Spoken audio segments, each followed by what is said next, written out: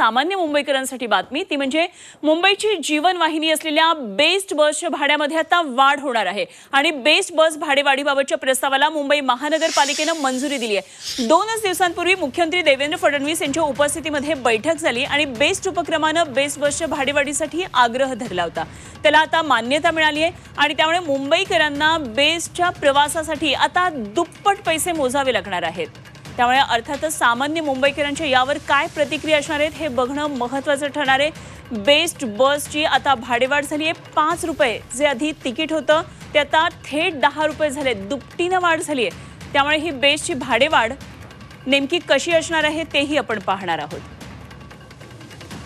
तर बेस्ट बसची भाडेवाढ कशी झालेली आहे एकदा आपण पाहूया ग्राफिक्सद्वारे ही माहिती। त्यामुळे मुंबईकरांना आता बेस्टचं हे भाडं कसं असेल हे पहा। 5 किलोमीटर अंतरासाठी सध्याचं भाडं 5 रुपये होतं, आता प्रस्तावित भाडं 10 रुपये आहे। 5 रुपयांची बरोबर वाढ झालेली आहे, दुपटीनं वाढ झाली आहे। 10 किलोमीटरसाठी सध्याचं भाडं 10 रुपये, प्रस्तावित भाडं झालेलं आहे 15 रुपये।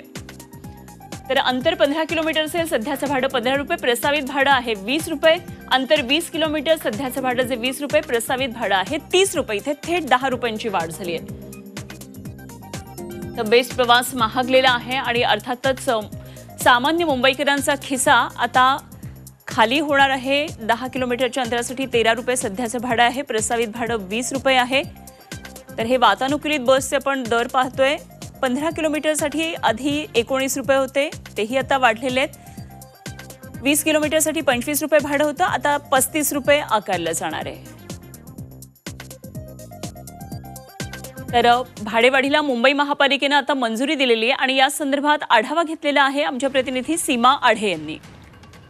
कारण बेस्ट बसच्या भाडेवाढीबाबतच्या प्रस्तावाला मुंबई महानगरपालिका प्रशासनाने मंजुरी दिलेली आहे।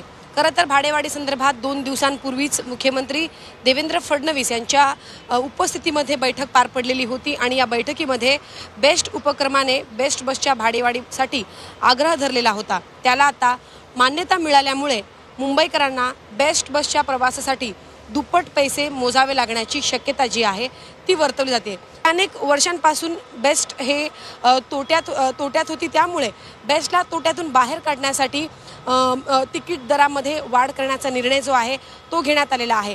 त्यानंतर आता बघणं महत्त्वाचं असणार आहे की आता पालिका प्रशासनाने भाडेवाढीबाबतच्या प्रस्तावाला मंजुरी दिल्यानंतर नक्की आता पुढे कशा पद्धतीने घडामोडी घडणार आणि नवीन दर हे कधीपासून लागू होणार।